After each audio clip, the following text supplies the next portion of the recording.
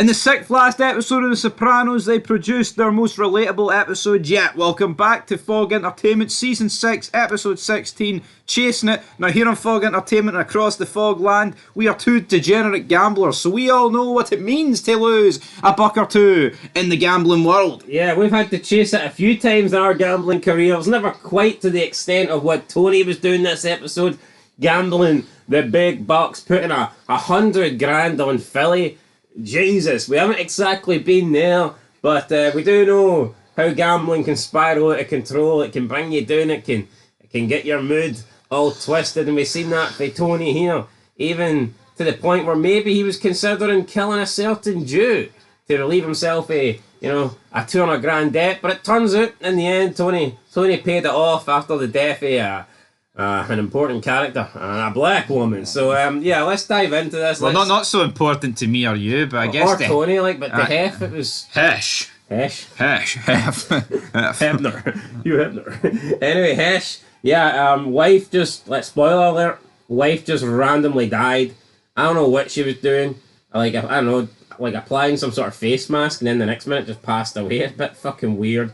But that's The Sopranos for you. Kind of just hits you out of nowhere with a random death.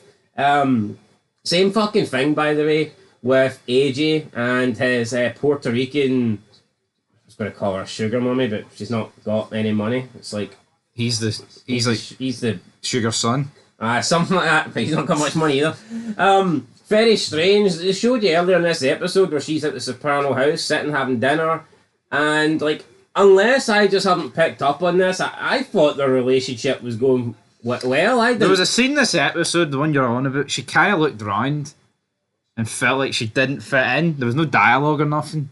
But, I mean, maybe she just looked round and had this wee... But, again, it's no excuse, you're right. The Sopranos does this far too often, where they introduced this plot line. But hold on, did she not have a look around when she first got introduced to the family? Went, oh, hold on here, they're all Italian, I'm not. I'm Puerto Rican. I wonder what she expected, though. Yeah, so to me, it really just made no sense how she leaves AJ. I just don't get it. Takes off with her brother in the car, puts her son in, gives AJ his clothes and says, look, we're done kind of deal. No argument really, no change in AJ. And it's frustrating because, I think AJ's matured a lot in season 6 towards since Tony got out. Yeah. I would say after maybe the first 7-8 episodes, he actually started dating this woman or whatnot, got a job. He's actually thinking about his life and promotions and future and climbing up the employment ladder. And then it just felt really weird out of nowhere where she just dumps him. I didn't get it. Yeah, and I mean, again, it was a relationship that was never really going to go anywhere, was it? Was Tony truly going to allow this marriage to happen? We heard him earlier in the show. Here, races don't mix. He said that to Meadows' boyfriend at the time, Noah, who said he was going to cave Tony's fucking head in. I paid fucking money to see it, my friends. But the thing to drop the ball with. Yep, but again... Did Tony ever hear that, by the way? I can't remember. No, he wasn't there. There's a fucking reason. Honestly, man, I would... see Tony's 100 grand, I'd stick it on him against Noah. That's a certainty. Not the fucking Philly against the Jets, however the fuck it was. You want to see pulling Carmela Speckhouse money, man? Stick it on Tony. But what odds would Tony have been against Noah? That's the only thing. An odds-on favourite, big time. Yeah, but I made much profit in that. But you're right. Anyway, it's not a big deal, but I think The Sopranos does this. I mean, the death of Hesh's wife, just weird, out of fucking nowhere. Showing no signs, I believe, of illness, just passes away. And she was considerably younger than him, or at least looked it. So, it just doesn't make any sense. And say looked it. I mean, I'd say Hesh at this point must be into, his mid-70s. There's no way. She looked, 40 at most, I think. Yeah, 40s at a push, I think, so. And then, AJ's Puerto Rican girlfriend just fucking leaving after agreeing to marry. Alright, reluctantly maybe agreeing, but still agreeing at the end of the day. Just very, and it's normally shows would build up to that and they would show some friction and it would be covered over episodes. But The Sopranos has her accept a marriage proposal and then literally 20 minutes later dump him. Yeah. I don't know. I think The Sopranos, like, some of it's... Yo, Tony's great, right? We all love Tony. He's clearly the best character on this show, right? And he will go down as iconic and easily one of the best characters in TV history. I can't deny that. But do you not think 6 episodes from the end, does he really need any more character development with a gambling storyline? Does he? Oh, yo, see Tony for me, right? Honestly, you look at other TV shows, right? Like main characters have character development over the course of 5 seasons. Like, when do you think Tony peaked and hasn't really changed? I would say around the time 3 or 4. I'd say probably 3. But you could say, you could say even earlier than that. I think once his mum and Junior ordered the hit on him, that changed him. And then killing Sal changed him. But I mean, so I'd say by season 3, you know what I mean. And now it's season 6 with the back end. I don't think we need a full episode dedicated to Tony's gambling. Would it problem. not be more interesting if Sil had the gambling problem? Yeah. I know, no, absolutely. Maybe he's come to Tony and Tony's like, knock it off. Sil is number 2, consolari, and what are his takeaways for this show? When the fact was out, they pull me back in. Is that it? It's literally all the storylines go to Tony. Yeah. Chris gets some. Polly got some. I feel like they were more early on. Honestly, I feel like Chris and Polly have just fucking dove to the back of this show in recent times, but. Let's just talk about the gambling. He bets on a bunch of... he bets on horses, Meadow Gold. He bets on...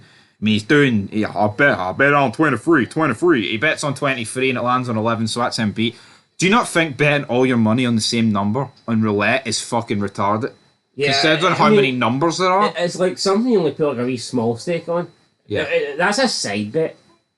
He fucked it all on. And the rest are just looking at him. See roulette's fucking red and black, isn't it? Yeah. Yeah, if he fucked it all on the 50-50, that's... But I don't know how many numbers, but we're probably looking at 100 to 1 shot here. And the fact that landed on 23, the previous goal, what were the chances of going to land on 23? I think it's like a 36 to 1 shot. Isn't it? Like, because 36 numbers, so... Yeah, but what I'm saying, once you factor in the fact that it was on 23 before, that's a lot of... that's a lot of... Honestly, the episode title sums up, chasing it. We see him then get wind of... a New York Jets quarterback has got like a knee line fracture and that they're going to fight. No, what was it? New York Jets? It was some other team. What team was it? It was some team. But he's talking to Carmella. He's like, see that fucking spec house you've got? That's shite. How about I take my half of the money and we'll fuck it on this team because we're guaranteed to win. I have insider information. No one knows about it. ESPN. It's Tony. It's Jersey. We all know about it. And she's like, I thought it was all my money, and kind of blanks him. And of course that's the one that wins. I feel for Tony here.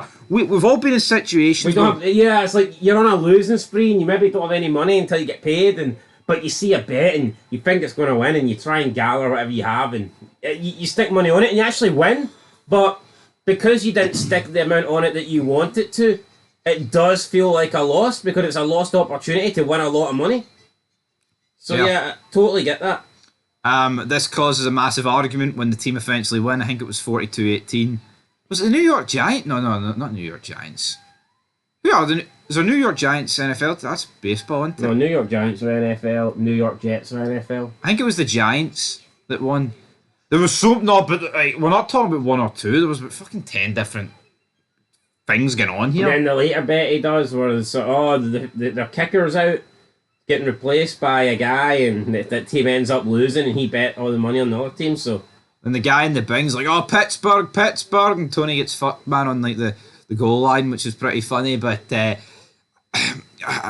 what I think is good about the NFL though, I feel like this works. This episode with chasing it. Do you not think if they tried to portray this with football, it just wouldn't really work as well? Because games can be fucking well done. Aye. Kind of goes to the last minute. Yeah, but yeah, him and Carmella get into it. He basically says that here, that's my fucking money, and you know what? You've jumped corners. That house will cave in. It'll crush that fucking baby. That's what's keeping you up at night, not the fact you're not going to sell it. The fact it could kill people and you'll be responsible for it. And it's my money. The bird feeder. He accused her of stealing that, which she did, by the way. Right, let's probably put up for a poll. But whose money is it? Is it Tony or Carmella's? It's fucking Tony's every day of the week. It's her wee fucking side project. They literally gave her it to do for something to do. Yeah. It's like giving a dog or a cat a toy to keep them occupied. That's what it is. Nothing more, nothing less. She's never worked a day in her fucking life. She's a housewife. Why is she pretending? I mean, I think she said something like the house could go for like 6 mil, something like that. And it's like, what, she expects to fucking pocket all of it. I just don't know how we're in a position where Tony's kind of skint and running around looking for money. Although we do see by the end he's got 200k to give Hesh. I don't think per se he's skint. I think he's just chasing his losses. Because we see the whole Fetal Junior, right? You thought Fetal was bad, well, fucking Fetal Junior, take a load in the shower, buddy. He takes a shit in the shower, he steps in it. Tony then bets the 100k that he was going to give to Marie. I think that's the one he bet on the Jets, wasn't it? And they got beat. Or Philly. Yeah, so we get a wee bit of character development with Fetal's son, who looks scared than Fetal ever did. Let's just point that out. You look like a Puerto Rican whore. So, yeah. Who worked better, Phil or Tony? I feel like both kind of just went, wise the fuck up, son, and be the man. Tony got physical. That's what you need to do in that situation. Just grab it, man. Fetal probably wanted to grab him. Shake the gayness out of him. The gayness. Anyway, so he got shipped off to like a boarding school. Congratulations. Like it was a boot camp or something. Are they going to shake the gayness out of him? Who knows? Phil, his way of handling it was pretty. He got a couple of silos. He told him to finish it before he got back in the car. He called him a Puerto Rican whore. I mean, is that what he looked like? Who really fucking knows? But fucking wouldn't make much money if a Puerto Rican whore looked like her. Absolutely not. We also had Bobby tell Tony here, don't give Hesh the money. Fuck him. What's he going to do about it? I think this is very out of character for Bobby. Yeah, how the fuck would Bobby feel if Tony borrowed 200k off him? Look, 2 seasons ago, right, when Artie borrowed the money for Tony to pay the French guy for the investment. Remember Tony was like, here, you fucking owe me that. And we were only half a point and things like that. Look at the way Tony was acting with Phil last season when Phil owed him money. Just very hypocritical. Carlo then starts talking in the back. Tony puts him in his place. He's like, how about you start learning how to suck dick, because Fetal brought in quadruple the amount of money that you've brought in. And that it was an awkward car. Fucking right after that, like just silence. Double one for Carlo. What could he say? Sitting there in the back seat as well. But why is Carlo so much worse than Fetal at construction? Was Fetal sucking them all off? I mean, oh no, like genuine fucking query, right? Why is Carlo making like 5 times less than Fetal? Like, what are all the houses built? Does someone else take the contracts? Or is Carlo simply shite at his job? What can it truly be to produce those level of numbers? You know, I don't know, but I mean, I don't feel bad for Tony because he was considering offing him as well. See if Tony truly wanted to keep. Tony could have made a stand, and I think Fetal would still be here to this day. Tony could have cleared the air, told everybody, look, who gives a shit if he's gay? He's one of my guys, and he's a top earner. He kind of said that in this episode. He kind of went, here, Fetal was one of our guys, so you know what, we're going to look after his family. And then he went and spent the 100k, buddy. Hesh is in question here. At what point does Tony just kill me and decide to keep all the money? Valid point. But it just shows you, like, even this guy who was Tony's father's friend, they all think Tony's going to fucking kill him at some point. And do you know Hesh is still alive in real life? I think he's like 98. So, there you go. And Junior's still alive. He's like 95. All survived James Gandolfini, that is for sure. We need a sequel. Yep. Tony and Carmella make up, basically turns around and says, you know what, I got shot. That's the bigger picture. Hesh's girlfriend dies. Apparently it was a stroke. Tony then rocks up with the money. He's like, there's your money. I'm sorry about your loss. And then fucked off. Honestly, this is probably the end of Hesh and Tony's relationship. I don't recall Hesh after this. What do you make of Hesh as a character? He's alright, but I just felt like Tony rubbing salt in the wounds. Like, I mean, Hesh is pretty rich. Like, the last thing he cares about at that moment of time is money. But like, and Tony, could you imagine he rocked up with the $3,000 he was doing though? I know, Tony's just like, imagine Tony went, oh here, I'll go in my pocket and give you some loose change here. Here's some loose change for your wife. Fucking, you know, like. Yeah, you know what? He could have brought up like flowers and the money as well. He could have stayed for 10 minutes. True. But, yeah, Tony ruffling all the wrong feathers here. I don't mind the Hesh character, and I guess this is kind of the purpose that he served this episode. But Tony is just a dick. See this whole here, every day is precious, Janice, when he got out after he gets shot. I think that's well and truly out the window. Anyway, guys, that is where we're going to leave it. What you rating out of 10? Ah, God. It was, I'll give it a 7 out of 10. It was fun. I like the whole gambling element of it. But my problem is, right, folks, we are 6 episodes from the end. Now we are 5.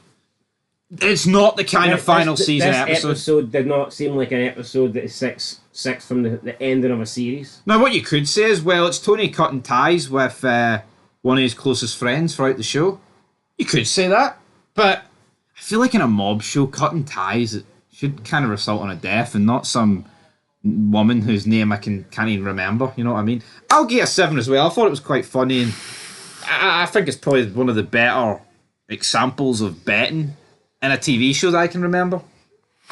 Yep, no, good eye. So we'll leave it there. Anyway, 5 to go. Join us on the journey. Like, comment, subscribe. Till next time. Peace.